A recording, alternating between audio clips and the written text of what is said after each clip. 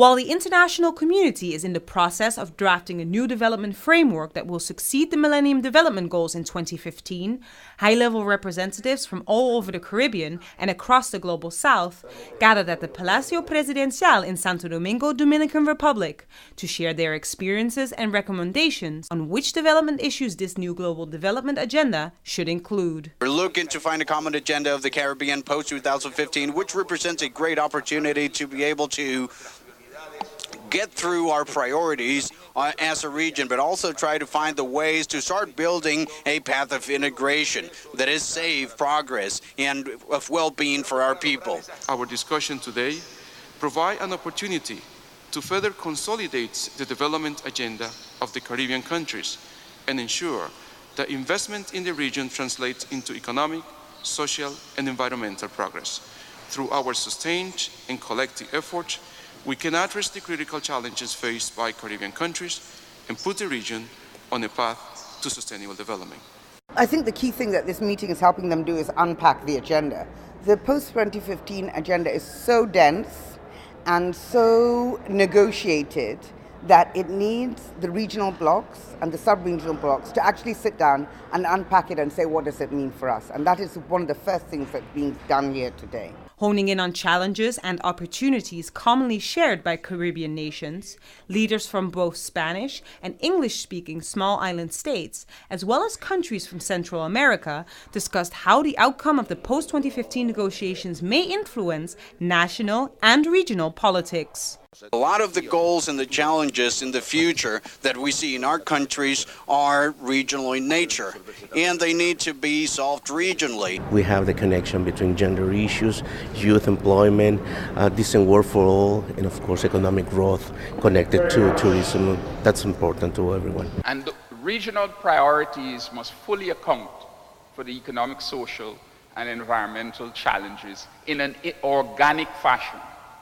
In other words, these must be seen as part of a central whole. As several panelists pointed out, many countries in the region have graduated from low-income countries in recent decades and are now considered middle-income countries, putting an abrupt halt to the flow of aid and leaving nations reliant on a global economy that has become less than accommodating in the aftermath of the recent economic crisis. Ever since we adopted the objectives of the development of the year 2015 in September 2000, 30 countries went from low-income countries to medium-income countries due to the important economic growth, although it is fair to recognize that that growth is not always accompanied by a decrease of the economic inequality and social inequality in our societies.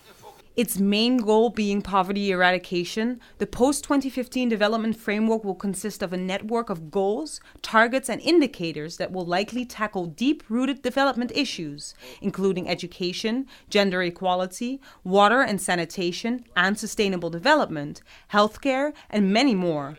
Government leaders, grassroots advocates, and key players in global development around the world have been eager to get their voices heard, and coming up with a concise list of goals has been a challenge in the process.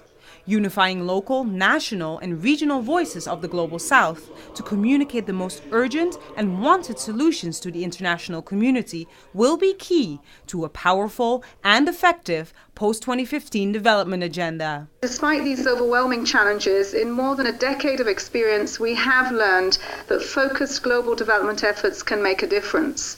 Through strategic partnerships, adequate financing, acceleration action and unrelenting efforts, the world can achieve the MDGs and generate the momentum for an ambitious and inspiring post-2015 development framework.